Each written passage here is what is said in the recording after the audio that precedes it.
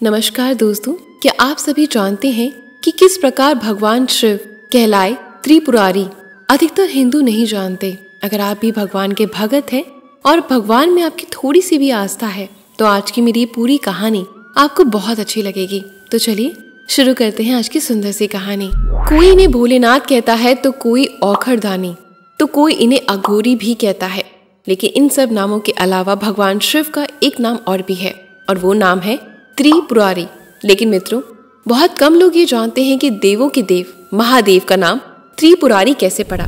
लिंग पुराण में वर्णित कथा के अनुसार जब भगवान शिव के बड़े पुत्र कार्तिकेय के हाथों तारकासुर मारा गया, तब उनके पुत्र विघूनमाली, कमलाक्ष, ताड़काक परमपिता ब्रह्मा की कठोर तपस्या करने लगे।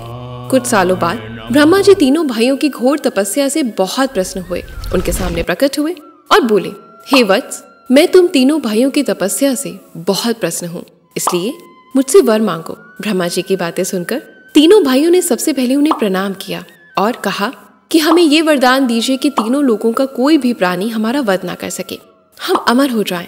तब ब्रह्मा जी ने कहा, हे वत्स, इस लोक में जितने भी लोगों ने जन्म लिया है उन सबको एक ना एक दिन मरना जरूर है, कोई भी अमर नहीं हो सकता, इसलिए मैं तुम तीनों भाइयों को ये वरदान नहीं दे सकता, कोई दूसरा वरदान मांगो।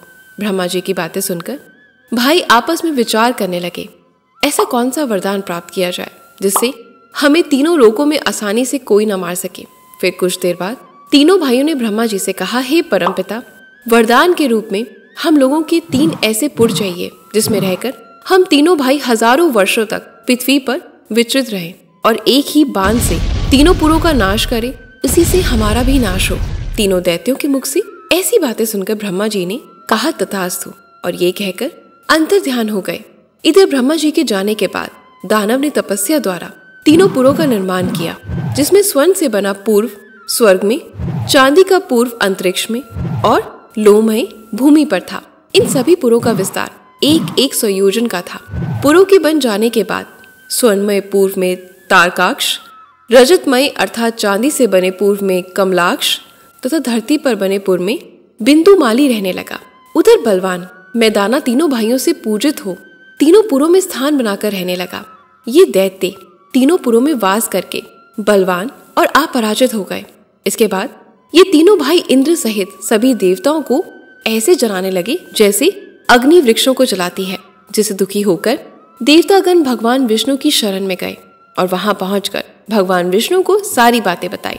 तब भगवान विष्णु विचार करने लगे कि देव कार्य के लिए क्या कार्य करना चाहिए। फिर कुछ क्षण बाद उन्होंने यज्ञ मूर्ति भगवान का स्मरण करा और देवताओं से भी कहा कि यज्ञेश्वर भगवान का स्मरण करो, इससे तीनों पुरों का नाश होगा। फिर भगवान बोले, संपूर्ण प्राणियों को मारकर जलाकर यदि महादेव का पूजन कर दे तो वह पापों का फल नहीं भोगता, वो निष्पाप हो जाता है। डिमांग लिंग की अर्चना करने के कारण ये पापी असुर वध नहीं किए जा रहे थे। इतना कहकर विष्णु भगवान ने हजारों भूतगणों को उत्पन्न किया। तब विष्णु भगवान ने उनसे कहा कि हे भूतों, इन तीनों पुरों को जलाकर भस्म कर दो। भगवान विष्णु की आज्ञा पाते ही भूतगण उन्हें प्रणाम कर तीनों पुरों को भस्म करने चल पड़े, परंतु वहां पहुंचकर पुरों के बदले सभी भूतगण ऐसे भस्म हो गए जैसे अग्नि में शलाभ नष्ट हो जाए। ये देखकर तीनों पुरों में रह रहे दैत्य बहुत प्रसन्न हुए और नृत्य करने लगे। उधर भूतगणों के भस्म होने के बाद इंद्र सहित सभी देवता दुखी हो गए और फिर भगवान विष्णु की शरण में आए और उनसे कहने लगे, प्रभु, हम लोगों को बचा लीजिए। देवताओं की बातें सुनकर विष्णु जी ने विचार किया, त्रिपुरवासी दैत्य महापाप करके भी रुद्र का अर्चन करते हैं, इसे ये निष्पाप हो जाते हैं, उनके कार्यों में विघ्न होना चाहिए, तभी इनका नाश होगा। ऐसा विचार कर उन्होंने एक मायावी पुरुष को उत्पन्न किया। उस मायावी पुरुष और उसके लक्षण वाले शस्त्र को देखकर सभी हैरान रह गए। फिर वह माया से निर्मित पुरुष पुर में गया। दैत्य उससे मोहित होकर शस्त्र को छोड़कर उसके शिष्य बन गए। स्त्रियां पति को त्याग कर स्वच्छंद विचरने लगी। स्त्री धर्म नष्ट हो जाने पर दुराचार फैल गया। तब विष्णु भगवान देवताओं के साथ देवादिदेव महादेव की स्तुति करने लगे और कहने लगे, जैसे समुद्र में तरंग समूह परस्पर टकराकर वही नष्ट हो जाती है, वैसे ही संपूर्ण जगत आप से उत्पन्न होकर आप पे ही लय हो जाता है। फिर देवताओं की स्तुति से प्रसन्न देवादिदेव महादेव नंदी पर हाथ रख के प्रकट हुए और बोले, हे देवताओं, मैं त्रिपुर के दाह का उपाय करूंगा। इन्हीं के साथ सब नाग देवता और गण नाचने लगे और फूलों की वर्षा होने लगी। इधर कुमोदर नाम का असुर देवताओं पर अत्याचार करने लगा, जिसे देवता हाहाकार करके भागने लगे। मुनि उस दैत्य के भय से ओम नमः शिवाय का मंत्र जप करने लगा।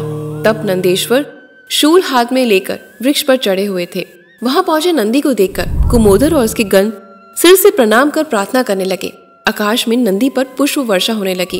उन्हें देखकर इंद्र देवता स्तुति करने लगे, शिलादि पुत्र आपको नमस्कार है। इस प्रकार नंदीश्वर स्तुति से प्रसन्न होकर देवताओं से बोले, हे देवगण, आप लोग मेरे प्रभु के लिए धनुष, बाण, व्रत आदि का निर्माण कराइए और तीनों पुरों को नष्ट हुआ समझे।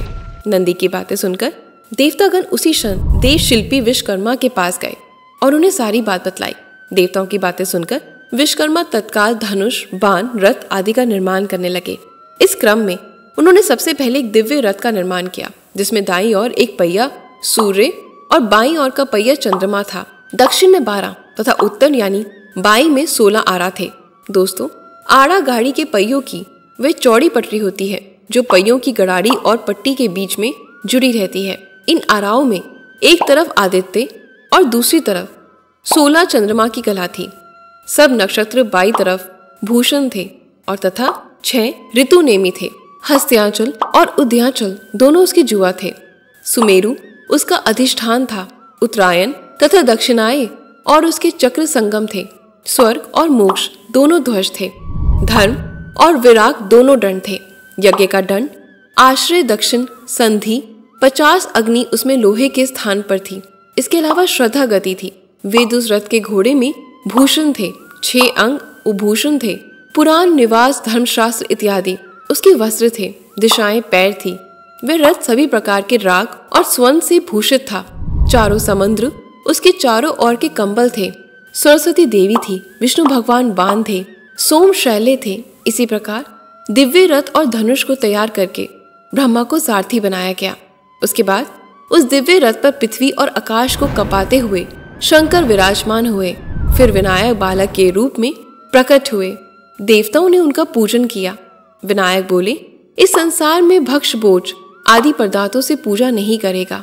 देव हो या दानव हो, सिद्धि को प्राप्त नहीं करेगा। ऐसा सुनकर इंद्र अधिक सभी देवताओं ने विनायक भगवान का पूजन किया और फिर गणेश्वर तथा नंदी आदि भगवान शंकर के पीछे चले गए। भगवान शंकर आगे आगे शस्त्र आदि लेकर चले। वो जगत के हित के लिए त्रिपुर दहन को नंदी पर सवार हुए। शिव पर फूलों की वर्षा होने लगी। देवता जय जयकार करने लगे। उधर सब भगवान शंकर उस दिव्य रथ के साथ तीनों पुरों के मध्य में पहुंचे। तीनों पुर एक साथ इकट्ठे हो गए। ये देख देवताओं को बड़ा हर्ष हुआ और एक बार फिर भगवान शंकर की जय जयकार करने लगे। फिर कुछ देर बाद ब्रह्मा जी बोले, हे देव, हम सभी पुष्प योग हैं। आप लीला त्याग दीजिए और इसी पुष्प योग में तीनों पुरों को जलाकर भस्म कर दीजिए। तब भगवान ने बाण को छोड़ा और वह बाण ने देखते ही देखते त्रिपुर को जलाकर भस्म कर दिया और वो पुनः देव शंकर जी के पास लौट आया। ये देखकर सभी देवता उनकी स्तुति करने लगे। फिर सभी देवगण अपने अपने धाम लौट गए। पर दोस्तों, मैं आपको बता देती हूँ कि त्रिपुर अर्थात तीनों पुरों को जलाकर भस्म कर देने के बाद से देवादिदेव महादेव को त्रिपुरारी के नाम से जाना जाने लगा। तो दोस्तों, उम्मीद करती हूँ कि आपको भगवान शंकर से जुड़ी ये कथा पसंद आई होगी। अगर पसंद आई है तो इस वीडियो को ज्यादा से ज्यादा लाइक करें और शेयर करें। धन्यवाद।